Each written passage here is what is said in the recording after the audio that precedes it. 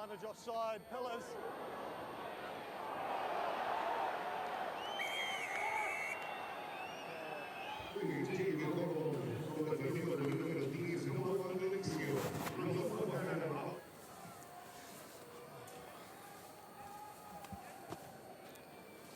No, we check the TMO check. Just time off here, guys. Sorry, time off.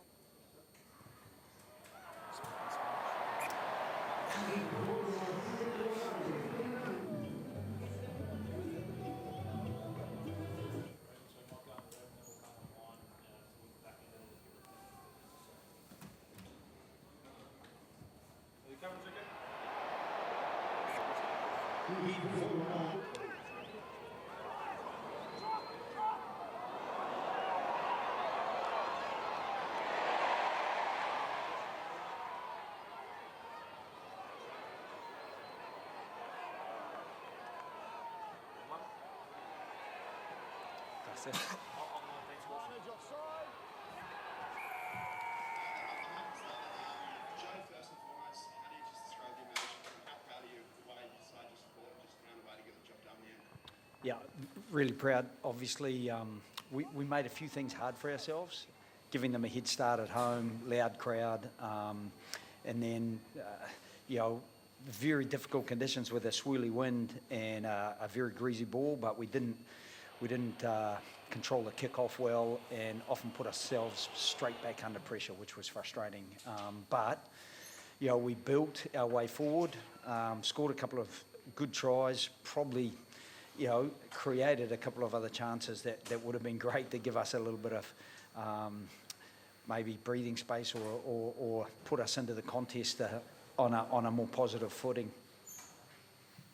That patience late in the game as well, when you're just sort of running forwards along, just inch by inch sort of finding a way. Was that something you just stressed at half time, particularly after you went sort of 26, 27 paces to start the game with that new sort of result? Yeah, it was just so hard to move the ball. I thought in the build-up to it, at the end of the game, we actually did some really good work, rolled our sleeves up, but we also, in the build-up to the second try, we did get to move the ball just a little bit, and I thought the players did incredibly well to handle the ball the way they did. I thought Len Ikitau gave us some great go forward with his punchy running and good footwork, and on the back of that, we sort of got onto the front foot. Joe, Johnny Drennan here. What was going through your mind for those closing few minutes? I know you said before the heart has been racing pretty highly, but what exactly was going through your mind for those last few phases? I suppose I'm just a spectator like anybody else at that stage. I'm just willing the boys to, retain possession, try to get onto the front foot, make sure that their work on the ground and on their feet is really positive, and just build their way forward. And I felt we did that. We put them under sufficient pressure that they got desperate and dived over the ruck clearly, which gave us enough time to, for Ben Donaldson to put those last 3 points on the board. And Joe, you're obviously building the depth, and I don't think that's better illustrated than Carlos Tizano. Maybe as well, Harry, if you want to chime in. He was relentless tonight, he always is, but best performance in the jersey. What did you think from him? Yeah, Carlo was awesome. He leads our defence, the way he just launches into everyone. He really set a platform for us, and then obviously the way he fetched the ball for us tonight was game changing, and a few times we're under pressure there and he reached in, got us a penalty, and won some big moments for us. Hey Joe, looking at a win like that do for a young growing side that's gone through a lot of pain in the last few years?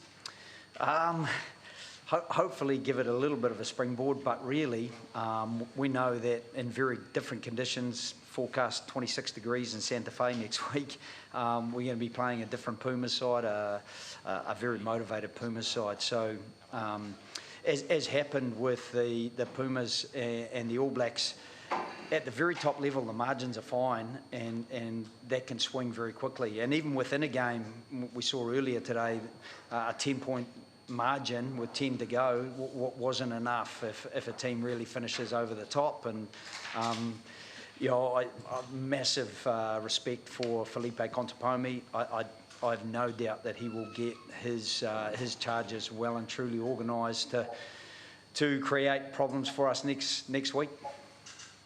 Harry, it was almost subdued celebrations, and I saw your post-match presser or interview with Stan. What's the feeling after a win like that? Because you know where the side is off the back of the box defeats. Like, how does the playing group feel off the back of something like that, which is very difficult to win in Argentina? Yeah, it just gives us a lot more confidence, I guess.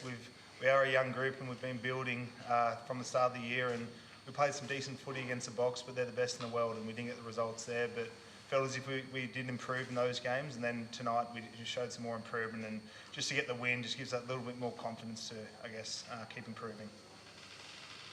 And just to comment on Noah Lolosio, Joe, how did you find he played? There was a couple of difficult stages midway through that second half, but he seemed to respond quite well. Yeah, I love the way he backed himself. He backed himself in the air a couple of times and didn't quite get the result, but backed himself on the ground and ran out from his own 22, almost set up Max Jorgensen for what would have been a fantastic length of field, almost length of field try. Forced the ball to Nick Frost at one stage when I think it would have been better off going downtown, but it's easy for people in the box with a full view to be able to make those decisions. He's in a very swirly, wet arena, a fairly hostile environment, and I thought he managed himself really well. But there's always things that he will pick apart. He's challenging himself more and more, and I like that in the way that he's trying to build his game. Do you try and, how do you balance the continuity and then I guess seeing what else you've got there, because you're obviously keen to give him time in the saddle, but then you've got a couple other playmakers in the team as well that are itching for their chance. And what are you seeing from Noah that keeps him in the forefront at the moment? Yeah, I think you did right. It's continuity. We've had changes every time we change somewhere. Hunter Paisami got injured, and Hamish Stewart came in for this game, and I thought Hamish did really well. But you know, if you change a 10 as well, plus we change from Nick to Jake at 9, you start to then get a bit of a fragmented approach, and so we just wanted to keep some continuity, and we wanted to grow the confidence that Noah is starting to build. Harry, this time last year you were playing the club grand final, mate. Can you just reflect on the last few days, but even just the year you've had, just now that you've actually played and captain? How's it feel? Yeah, it feels amazing. It's pretty special to be sitting here right now. I guess, this time last year I was playing, honestly having the awesome time of my life playing with brothers and winning that premiership, but now to be sitting here after a Wallabies win, it's sort of pinch yourself moment, and I worked hard to get back here, and I really just want to keep building, and this is where I want to stay. You happy with how you played and led? How do you feel? How do you rate yourself? Not too sure. I'm sure I'll find a bit more Monday, but I'm just happy we won. So my job was to go out, play my own game and just try and get a result for the team, and for us to win, it's enough for me to be happy with it. Last couple online, guys, and we'll come to the room again. Cheers. Joe, just a quick two-parter. One, is there any injuries out of it, and more of a lighter side? Do you allow the Wallabies to breathe, to have some wine tomorrow and just unwind a little bit? I don't know what they'll be doing, but I'll be having wine. I might even have a couple of beers tonight. So, I think Isaac Collier might be the only guy. He picked up a bit of a knock, and to be honest, the things have happened pretty quickly because Augustin Creevy, obviously, massive respect, 110 caps, playing his last game today. So we were out on the field for quite a long time. So I haven't actually caught up on what the story is with Isaac. Last one online, thanks guys. Tony, do you want to jump in? I know you haven't had any questions. You go, Johnny. No. All right, cool. Joe, I was just wondering, reflections, it's your first Obviously as head coach in the Rugby Championship for Leinster, you had the odd easy game, Zebra or whatever, Six Nations between Scotland, Italy and Wales. How do you find it in this championship where you're against semi-finalists, there's no such thing as anything we can experiment? How do you find that challenge? Yeah, it is massively challenging. I think the Six Nations was always challenging as well. You know, you didn't take anyone lightly, but I suppose you get to know the opposition very, very well. At least I had the advantage of being involved recently in the Rugby Championship, and I'd know the players reasonably well, even the coaching staff. So there's not a lot of room to breathe. You know, you're trying to, I think Hamish is maybe our 15th debutant, and it's a whole team of debutants, but we're actually trying to build continuity and at the same time build some depth. You know, if we haven't got this player, then we can go to this player and try to build their confidence that they can step into the arena. Thanks, guys. There's just a couple in the room now. Thanks, guys.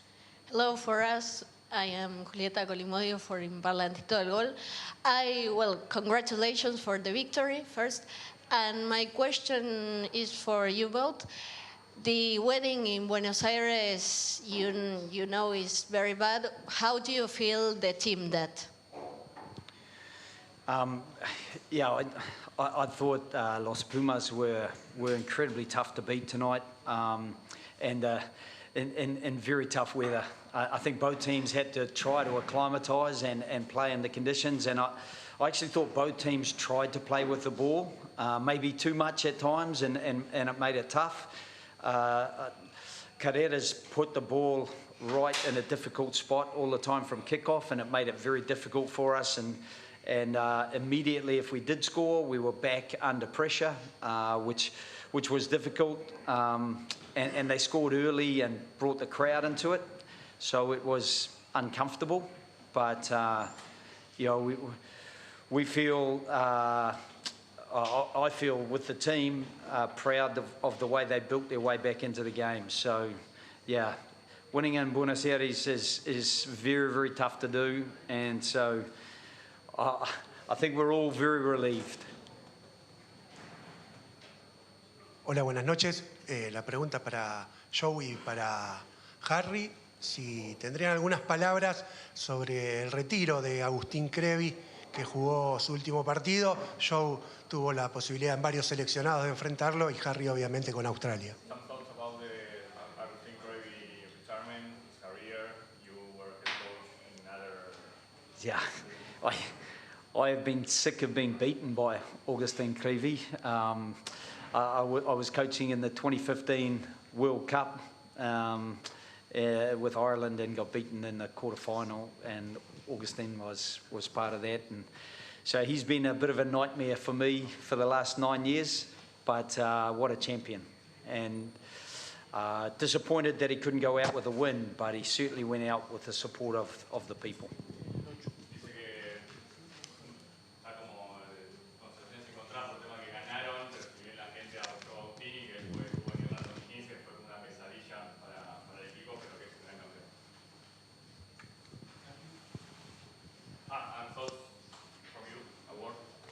Yeah, well, I guess my whole life watching Argentina, he's always been the hooker. So it was pretty. I think my first time versing him, so it was pretty cool to verse him in his last game. And he's obviously such a legend. He's done so much awesome things in that jersey. So it was a pleasure to play against him.